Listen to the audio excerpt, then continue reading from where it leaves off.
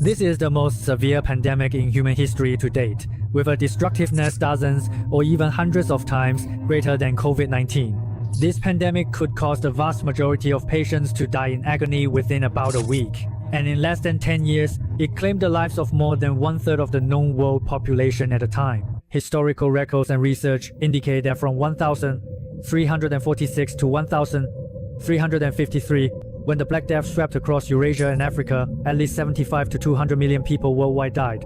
What does this mean? In the mid-14th century, the total population of Eurasia and Africa was only about 350 to 400 million people. In Europe, which was one of the hardest hit regions, the sharp population decline caused by the Black Death took nearly 2 centuries for Europe to finally recover to its pre-epidemic population levels.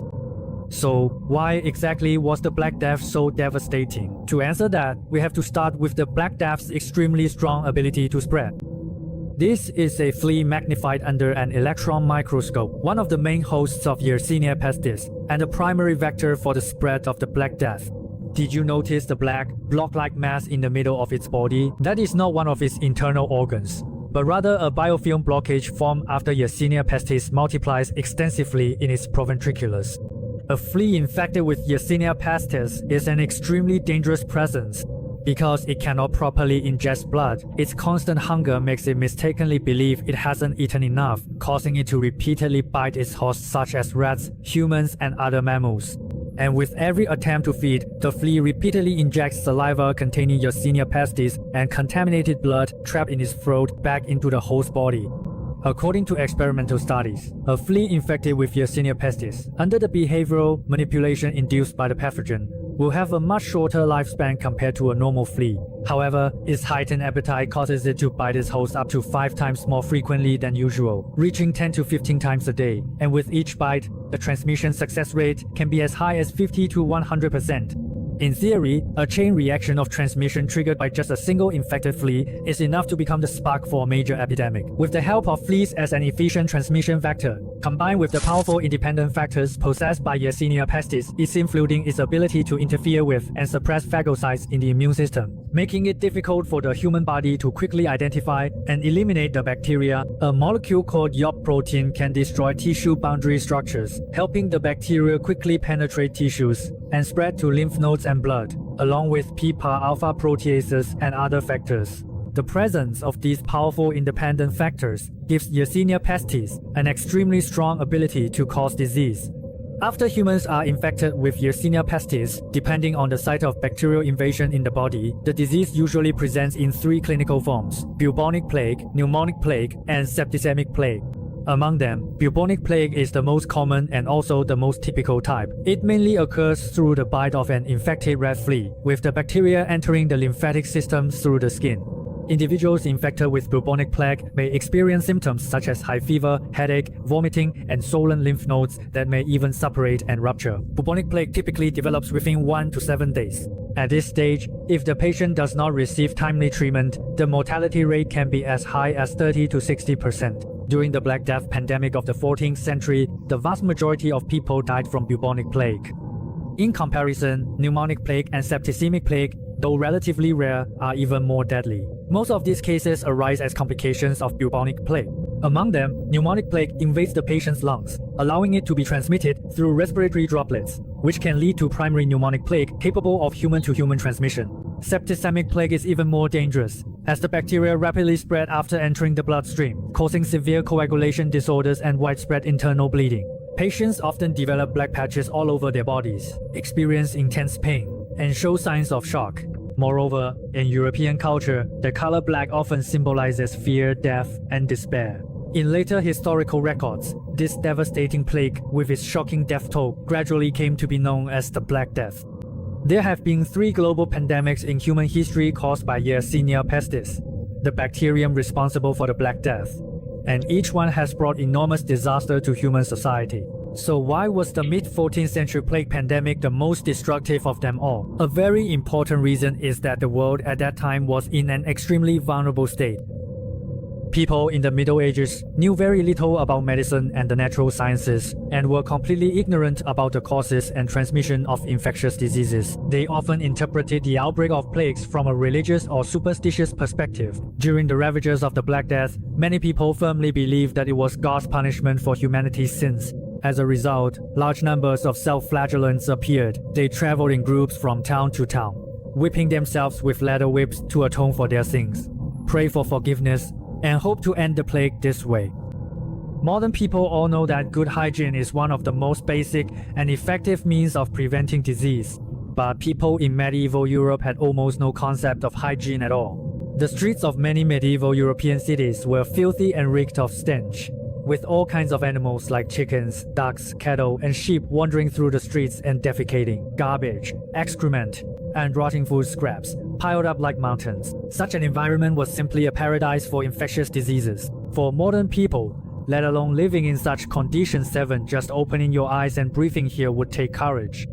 But even worse than the environment was the physical condition of Europeans at that time. Between 1315 and 1317, before the outbreak of the Black Death, a sudden global climate change occurred. Coupled with the fact that the European population had already exceeded what agriculture could support, multiple factors led to a terrible famine during this period. This famine caused the European population at the time to plummet by 10%. In the more severely affected regions of northwestern Europe, there were even numerous recorded cases of cannibalism. The hunger-induced malnutrition, physical weakness, and lowered immunity left a large number of Europeans highly susceptible to disease. In fact, even before the arrival of the Black Death, diseases such as typhoid and anthrax were already prevalent in Europe and had caused a considerable number of deaths. In addition to the various internal conditions within European society at the time that facilitated the spread of the plague, the far-reaching legacy left by the large-scale westward campaigns of the Mongols in the mid-13th century was also one of the key factors that intensified the destructive power of the Black Death. Although the vast empire established by the Mongols effectively disintegrated after entering the 14th century due to internal conflicts and other reasons, however, the vast transportation and trade network stretching from China through Central Asia to European Silk Road, spanning Eurasia, reached an unprecedented level of smooth operation under Mongol rule, greatly facilitating the movement of goods, people, and even information. Yet, this high-frequency cross-regional exchange also provided a rapid conduit for the fleas and rats carrying Yersinia pestis, the bacterium responsible for the plague, to spread on a massive scale. So where exactly did the terrifying Black Death originate? For a long time, there has been much debate over this question. However, in recent years, with the combined research of DNA genome analysis, archaeological discoveries, and historical records, a widely accepted theory has gradually taken shape, namely the Central Asian origin theory, the DNA of Yersinia pestis, the bacterium that causes plague. Further phylogenetic studies have shown that the strains found here are the common ancestors of the various branches of the Black Death that spread several years later. In terms of geography, the Isiku region, located at the crossroads of the Silk Road, also theoretically possesses the geographical potential for westward transmission. More importantly, wild rodents such as marmots and ground squirrels, which are widespread in the area, have long served as natural hosts for Yersinia pestis. Even today, there are still occasional cases of plague infection in Central Asia caused by contact with these animals. In contrast, although native European rodents such as the brown rat, black rat, and house mouse can transmit plague, they are not natural hosts and lack stable natural plague foci. Between 1345 and 1346, the siege of the important Genoese trading center of Kaffa in Crimea by the Golden Horde is often regarded as a key historical event that triggered the outbreak of the Black Death. According to records, during this siege, a plague outbreak occurred among the Mongol army, resulting in a large number of soldier deaths. To weaken the defenders inside the city, Johnny Bag, the Khan of the Golden Horde, reportedly used catapults to hold the bodies of plague-infected soldiers into the city. Although Kaffa ultimately was not captured, the epidemic spread rapidly within the city as a result. Many Genoese merchants and residents fled by ship in an attempt to escape the plague. In October 1347, a fleet of Genoese merchant ships from Crimea arrived at the port of Messina in Sicily. A horrifying scene greeted the locals, as there were hardly any survivors on these ships, and the 2 crew members had already died from the disease. Soon after, the uncontrollable plague spread rapidly from the Italian peninsula like spilled ink on a table, and in less than 5 years, it had nearly engulfed all of Europe and the Mediterranean coast. After entering the 1350s, although the cumulative death toll from the Black Death continued to rise, the epidemic that had nearly torn apart the entire known world finally began to wane under the combined effects of a shrinking susceptible population, the natural breaking of transmission chains, and the gradual emergence of herd immunity. But this did not mean that humanity had defeated the Black Death. In fact, this pandemic was never truly eradicated. It merely retreated for a time. In the centuries that followed, the plague returned repeatedly, triggering multiple major outbreaks, including the Italian plague of 1629 to 1631, and the Naples plague of 1656 to 1658. In the mid-19th century, during the third global plague pandemic that began in Yunnan, it caused the deaths of more than 10 million people worldwide. Although with the establishment of modern medical systems and the invention of vaccines, antibiotics, and other advances, humanity is no longer as passive as it once was in the face of many infectious diseases. We are still far more vulnerable to the forces of nature than we imagine. For example, the Starlight pandemic that brought the world to a standstill in recent years is a very good example. So, besides the devastating Black Death, do you know of any other truly terrifying and catastrophic disasters in human history that profoundly impacted civilization?